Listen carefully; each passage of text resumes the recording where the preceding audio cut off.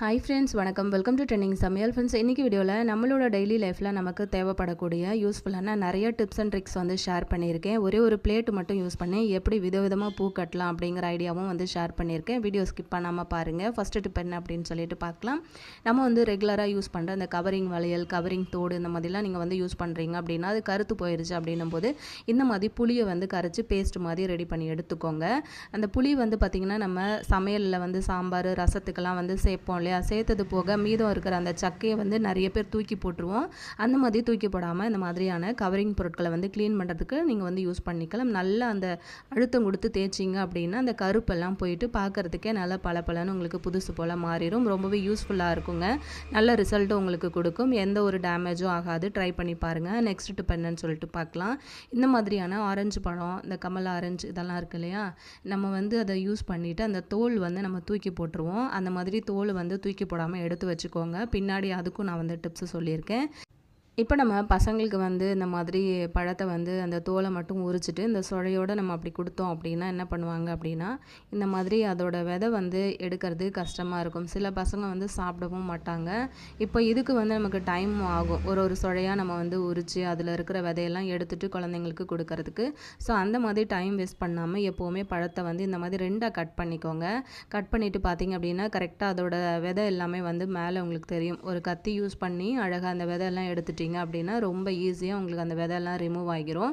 இப்போ பார்த்தீங்க அப்படின்னா உங்களுக்கு தெரியும் அந்த பழத்தை அப்படியே திருப்பி இந்த மாதிரி அதோட பின்னாடி அந்த தோல் இருக்கு இல்லையா, அதை வந்து இந்த மாதிரி எடுத்தீங்க அப்படின்னா ரொம்ப ஈஸியாக உங்களுக்கு வந்து அந்த தோல் எல்லாமே வந்து ரிமூவ் ஆகிட்டு வந்துடும். அதே மாதிரி குழந்தைங்க வந்து எடுத்து சாப்பிட்றதுக்கு வசதியாக உங்களுக்கு சின்ன சின்ன பீஸாக இந்த மாதிரி வந்து கட்டாயும் கிடைக்கும். இப்போ குழந்தைங்களுக்கு ஸ்கூலுக்கு ஸ்நாக் கொடுத்துருங்க அப்படின்னா இந்த மாதிரி வந்து ட்ரை பண்ணி கொடுத்து விடுங்க. இந்த ஐடியா பிடிச்சிருந்ததுன்னா லைக் பண்ணிக்கோங்க. இப்போ நம்ம நெக்ஸ்ட் டிப் என்ன அப்படின்னு சொல்லிட்டு பார்க்கலாம். இப்போ அடிக்கிற வெயிலுக்கு நம்ம என்ன தான் வந்து காய்கறிகளை வாங்கி எப்படி தான் ஸ்டோர் பண்ணோம் அப்படின்னாலுமே சீக்கிரமாக வந்து காஞ்சு போயிடுது ஃப்ரிட்ஜில் வைக்கும் போதே. நீங்கள் வந்து முருங்கைக்காலாம் வந்து பார்த்திங்க அப்படின்னா சொல்லவே வேண்டாம். அதை வந்து கலர் மாறாமல் காஞ்சு போகாமல் எப்படி ஸ்டோர் பண்ணுறதுன்னு பார்க்கலாம். முருங்கைக்காய் வந்து சின்ன சின்ன பீஸாக கட் பண்ணி எடுத்துக்கிட்டு ஒரு பவுலில் தண்ணி எடுத்திருக்கேன். அதில் வந்து கொஞ்சமாக மஞ்சள் பொடி வந்து சேர்த்துக்கோங்க. அது கூட கொஞ்சம் கல்லுப்பு வந்து சேர்த்துக்கிட்டு அந்த முருங்கைக்காவை வந்து நல்லா அலசி எடுத்துக்கோங்க.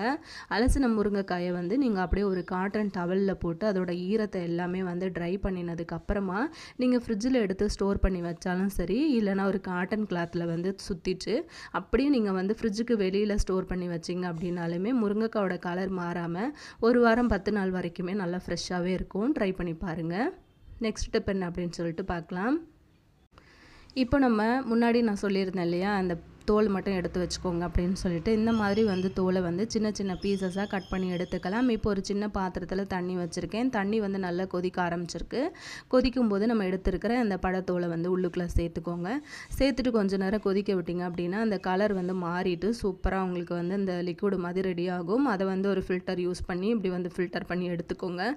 இந்த தண்ணியை மட்டும் யூஸ் பண்ணி நம்ம இன்றைக்கி கிச்சன் க்ளீனிங், அதுக்கப்புறம் வந்து வீடு துடைக்கிறதுக்கு எல்லாத்துக்குமே வந்து யூஸ் பண்ணிக்கலாம். வீடு ரொம்பவே நல்லா வாசமாக இருக்குங்க. இப்போ நான் ஒரு டம்ளரில் வந்து கொஞ்சமாக அந்த தண்ணி, அதாவது அந்த ஆரஞ்சு பழத்தோலோட தண்ணி வந்து எடுத்திருக்கேன். நல்லா ஆறுனதுக்கு அப்புறமா ஒரு கற்பூரத்தை அதில் வந்து உதிர்த்து போட்டுக்கோங்க. இப்போ வந்து வீடு துடைக்கிறதுக்காக நான் தண்ணி எடுத்திருக்கேன். அந்த தண்ணியில் நம்ம இந்த ரெடி பண்ணி எடுத்த தண்ணியை நான் வந்து கலந்து எடுத்து வச்சுருக்கேன். இப்போ நம்ம வந்து வீடு துடைக்கிறதுக்கு ஸ்டார்ட் பண்ணிடலாம். இந்த மாதிரி நீங்கள் வந்து வீடு துடைக்கிறதுக்கு யூஸ் பண்ணிங்க அப்படின்னா வீடு வந்து எப்போவுமே நல்லா வாசமாக இருக்குங்க. இந்த மாதிரி நம்ம வீட்டில் வந்து எல்லா இடங்கள்லையுமே வந்து தொடச்சி எடுத்துக்கலாம். வீடு வந்து எப்போவுமே உங்களுக்கு 24 மணி நேரமும் நல்ல வாசமாக கமகமன்னு இருக்கும். எந்த ஒரு கெட்ட வாடையும் வந்து உங்களுக்கு வராது. அதே மாதிரி உங்களுக்கு வந்து சின்ன சின்ன பூச்சி, எறும்பு தொல்லை இந்த மாதிரியான பிரச்சனையும் வந்து இருக்காது. இது கூடவே வந்து நம்ம கற்பூரமும் சேர்த்துருக்கோம் இல்லையா? ஸோ கற்பூரமும் சேர்த்துருக்கிறதுனால இந்த ஆரஞ்சு பழத்தோலோட வாசனையும் கற்பூரமும் சேர்ந்து நல்ல ஒரு அரோமா உங்களுக்கு கிடைக்கும். வீடு எப்போவுமே நல்ல வாசமாக இருக்கும். ட்ரை பண்ணி பாருங்கள். அதுக்கப்புறம் நம்ம வந்து மீதம் வந்து தண்ணி எடுத்து வச்சுருந்தோம் இல்லையா, அதை வந்து இந்த மாதிரி ஒரு ஸ்ப்ரே பாட்டிலில் வந்து சேர்த்துக்கோங்க. இதை யூஸ் பண்ணி நம்ம இன்றைக்கி நம்மளோட கிச்சனில் பார்த்திங்க அப்படின்னா அடுப்பு க்ளீன் பண்ணுறதுக்கு, அதுக்கப்புறம் நம்மளோட கவுண்டர் டாப் க்ளீன் பண்ணுறதுக்கு எல்லாத்துக்குமே யூஸ் பண்ணிக்கலாம். அது மட்டும் இல்லாமல் வீட்டில் வந்து இந்த நம்ம கர்ட்டன்லாம் போட்டிருப்போம் இல்லையா, ஸோ அதில் எல்லாத்துலேயுமே கூட நீங்கள் வந்து ஸ்ப்ரே பண்ணி விடலாம். எப்போவுமே நல்ல வாசமாக இருக்கும். இந்த மாதிரி வந்து லிக்விடை ரெடி பண்ணி நீங்கள் ஃப்ரிட்ஜில் ஸ்டோர் பண்ணி வச்சுக்கிட்டிங்க அப்படின்னாலுமே நம்ம வந்து கெமிக்கல் எதுவும் கலக்காத லிக்விடாக சூப்பராக நம்ம இதை வந்து எப்போவுமே யூஸ் பண்ணிக்கலாம். அதே மாதிரி வந்து அந்த கற்பூர வாசனையும் இதில் வந்து இருக்கிறதுனால நமக்கு வந்து கிச்சன்லேயும் வந்து பார்த்திங்க அப்படின்னா எந்த ஒரு பேட் ஸ்மெல்லும் இல்லாமல் எப்போவுமே நல்ல ஒரு வாசமாக இருக்கும். இயற்கையாகவே இந்த மாதிரி கிடைக்கிற பொருட்களை மட்டும் யூஸ் பண்ணி நம்ம வந்து இந்த மாதிரி ரெடி பண்ணி க்ளீன் பண்ணும்போது நமக்கும் மனசுக்கு கொஞ்சம் திருப்தியாக இருக்கும். ஸோ ஃபுல்லாகவே அடுப்பு எல்லாமே வந்து நான் வந்து க்ளீன் பண்ணி எடுத்துக்கிறேன். ஃபுல்லாக எல்லா இடமுமே நான் வந்து தேய்ச்சி எடுத்துட்டேன். அதுக்கப்புறமா அந்த மாதிரி ஒரு காட்டன் கிளாத் வந்து யூஸ் பண்ணி ஃபுல்லாக இதெல்லாம் நம்ம வந்து தொடச்சி எடுத்துக்கலாம். இடமும் பார்த்திங்க அப்படின்னா நல்லா பளிச்சுன்னு க்ளீன் ஆகிடுச்சு. அதே மாதிரி அடுப்புமே பார்த்திங்க அப்படின்னா நல்ல பளபளன்னு பளிச்சுன்னு க்ளீன் ஆகிடுச்சு. உங்களுக்கு பார்க்கும்போது தெரியும் அப்படின்னு நினைக்கிறேன். இந்த மாதிரியான சின்ன சின்ன வேலைகளை கூட நம்ம வந்து கொஞ்சம் கஷ்டம் பார்க்காம நம்மளாக வந்து பண்ணோம் அப்படின்னும்போது நமக்கும் வந்து ஒரு சந்தோஷம் கிடைக்கும். பாருங்கள், ஃபுல்லாக நான் வந்து க்ளீன் பண்ணி எடுத்துட்டேன். தொடச்சி விட்டதுக்கப்புறமா கிச்சன் வந்து எப்படி அந்த கவுண்டர் டாப்பே வந்து நல்ல பளபளன்னு இருக்குது. ட்ரை பண்ணி பாருங்கள். நெக்ஸ்ட் டிப் பார்க்கலாம். இன்றைக்கி நம்ம இந்த மாதிரி ஒரே ஒரு பிளேட்டு மட்டும் யூஸ் பண்ணி நம்ம வந்து நீங்கள் சாமி படத்துக்கெல்லாம் பூ வைக்கிறீங்க அப்படின்னாலுமே விதவிதமாக கலர் கலராக வந்து பூ கட்டலாம். அதே மாதிரி நீங்கள் வந்து தலைக்கு வைக்கிறதுக்கு மல்லிப்பூ, முல்லைப்பூ, ஜாதி மல்லி அந்த மாதிரி விதவிதமான பூக்கள் கூட கட்டலாம். இன்றைக்கி இந்த மாதிரி ஒரு பெரிய பிளேட் வந்து எடுத்திருக்கேன். இதுக்கு வந்து நான் பார்த்தீங்கன்னா உள்ளன் நூல் இருக்குது இல்லையா, உங்களுக்கு என்ன கலர் பிடிக்குதோ அந்த மாதிரி வந்து நூல் செலக்ட் பண்ணி எடுத்துக்கோங்க. ஃபஸ்ட்டு நான் எடுத்து இந்த மாதிரி சுற்றுறேன் இல்லையா, ஸோ 2 சுற்று இந்த மாதிரி சுற்றி எடுத்துக்கோங்க. அடிப்பக்கமாக சுற்றி கொண்டு வந்து அதை அப்படியே வந்து முடிச்சு போட்டுருங்க. இந்த இடத்துல நான் வந்து கை பிடிச்சிருக்கேன் இல்லையா, ஸோ இந்த இடத்துல வந்து முடிச்சு போட்டுக்கோங்க. இந்த மாதிரி பண்ணும்போது வந்து பார்த்திங்கன்னா பூ கட்ட தெரியாதவங்க கூட பார்த்த உடனே ஈஸியாக பூ கட்டலாம். சின்ன பிள்ளைங்க கூட அழகாக வந்து பூ கட்டுறதுக்கு பழகிக்கலாம். இந்த இடத்துல வந்து ஒரு முடிச்சு போட்டுடலாம். முடிச்சு போட்டதுக்கப்புறமா மீதம் இருக்கிற நூலை வந்து நான் அப்படியே விட்டுக்க போகிறேன். ஏன்னா அதை யூஸ் பண்ணி தான் நம்ம வந்து இன்றைக்கி பூ கட்டுறதுக்காக அந்த நூல் வந்து வச்சுக்க போகிறோம். இப்போ அடியில் பார்த்திங்கன்னா நம்ம இந்த மாதிரி கட்டினதுக்கப்புறம் அந்த எக்ஸ்ட்ரா ஒரு சின்ன நூல் வந்தது இல்லையா, ஸோ அதை வந்து நான் தனியாக கட் பண்ணி எடுத்துக்கிட்டேன். இப்போ வந்து நமக்கு சூப்பராக பூ கட்டுறதுக்கு இந்த பிளேட்டில் நம்ம வந்து நூல் சுற்றி எடுத்துக்கிட்டோம். இந்த மாதிரி 2 பட்டையாக இருக்கணும். உங்களுக்கு பார்க்கும்போது தெரியும்னு நினைக்கிறேன். இப்போ நான் இந்த மாதிரி வந்து மல்லி மொட்டு எடுத்திருக்கேன். மல்லி வந்து எப்போவுமே நம்ம மொட்டாக இருக்கும்போதே கட்டிட்டோம் அப்படின்னா பார்க்குறதுக்கும் நல்லாயிருக்கும். அது விரியும் போது மல்லி வந்து பார்த்திங்கன்னா நல்லா அடர்த்தியாக இருக்கும். இந்த மாதிரி குட்டி குட்டி ரோஸ் வந்து நடுவில் வச்சு கட்டுறதா இருந்தாலும் நீங்கள் வந்து கட்டிக்கலாம். நான் இன்றைக்கி வெறும் ப்ளைனாக வந்து மல்லி மட்டும்தான் இன்றைக்கி கட்டி காட்டுறேன். பார்த்திங்கன்னா தெரியும், கொஞ்சம் பெரிய பெரிய மொட்டாக இருக்கு இல்லையா, ஸோ இதை வந்து யூஸ் பண்ணி நம்ம இப்போ கட்டுறதுக்கு ஸ்டார்ட் பண்ணிடலாம். ஆல்ரெடி நம்ம சேனலில் நிறையா வந்து பூ கட்டுற ஐடியாஸ் வந்து ஷேர் பண்ணியிருக்கேன். வேணும் அப்படின்னா சொல்லுங்கள், டிஸ்கிரிப்ஷனில் லிங்க் கொடுக்குறேன், செக் பண்ணிக்கோங்க. இப்போது 2 பூ வந்து எடுத்து வச்சு இந்த மாதிரி உள்ள அந்த கேப் இருக்கும்ல, அதுக்கு நடுவில் வந்து மொட்டை வந்து வச்சுக்கோங்க. அதுக்கப்புறம் அந்த நூல் இருக்குது பார்த்திங்களா, அதை வந்து இந்த பக்கமாக போட்டு உள் பக்கமாக கீழ் சைடாக வந்து எடுத்தீங்க அப்படின்னா உங்களுக்கு சூப்பராக அது வந்து முடிச்சு விழுந்துடும். இப்போ நான் பண்ணுற மாதிரி பண்ணிக்கோங்க. இதே மாதிரி மெத்தடில் நம்ம எல்லா பூக்களையுமே வந்து வச்சு ஈஸியாக கட்டிடலாம். டைமும் வந்து நமக்கு ரொம்ப எடுக்காது.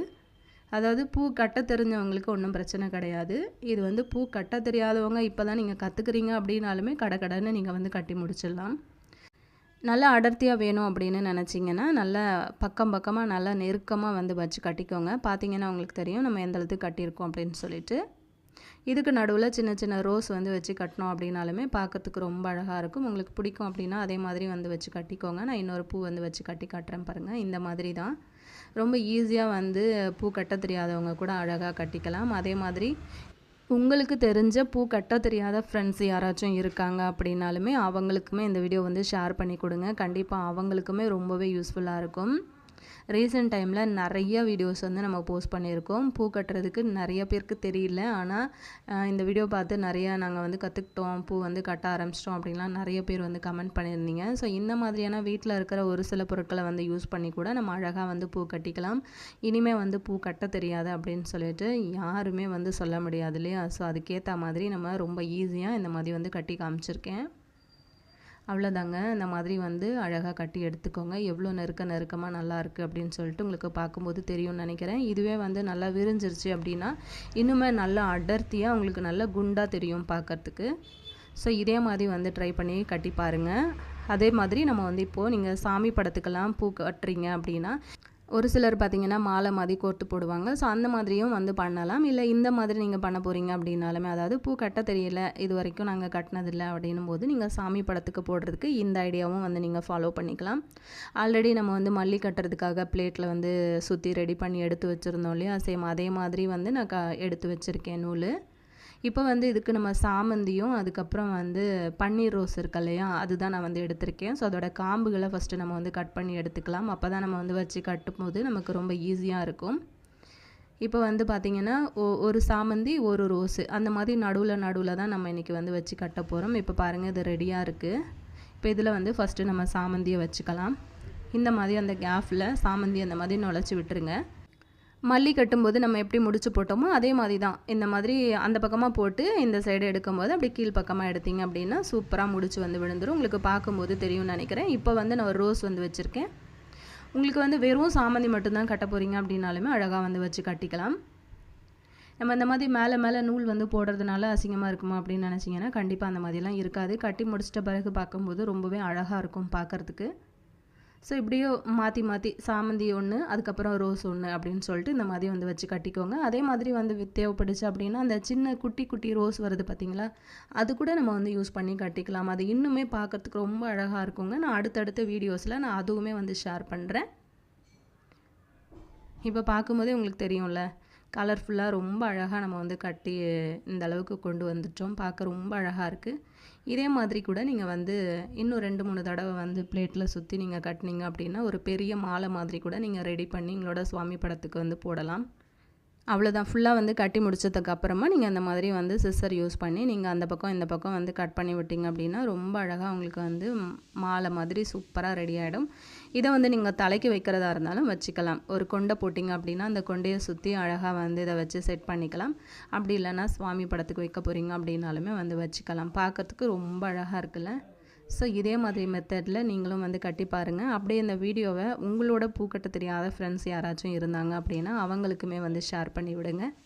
கண்டிப்பாக இந்த ஐடியாஸ் வந்து உங்களுக்கு ரொம்பவே யூஸ்ஃபுல்லாக இருந்திருக்கும் அப்படின்னு நினைக்கிறேன். இந்த வீடியோ பிடிச்சிருந்து அப்படின்னா மறக்காமல் இந்த வீடியோக்கு ஒரு லைக் கொடுத்துருங்க. அப்படியே உங்கள் ஃப்ரெண்ட்ஸ் அண்ட் ஃபேமிலி மெம்பர்ஸோட ஷேர் பண்ணிக்கோங்க.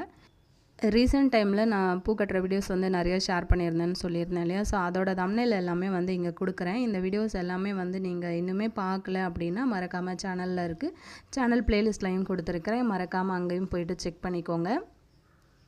இதே மாதிரி இன்ட்ரெஸ்டிங்கான யூஸ்ஃபுல்லான ஒரு நல்ல பதிவில் நான் உங்களை திரும்ப மீட் பண்ணுறேன் ஃப்ரெண்ட்ஸ். தேங்க்யூ.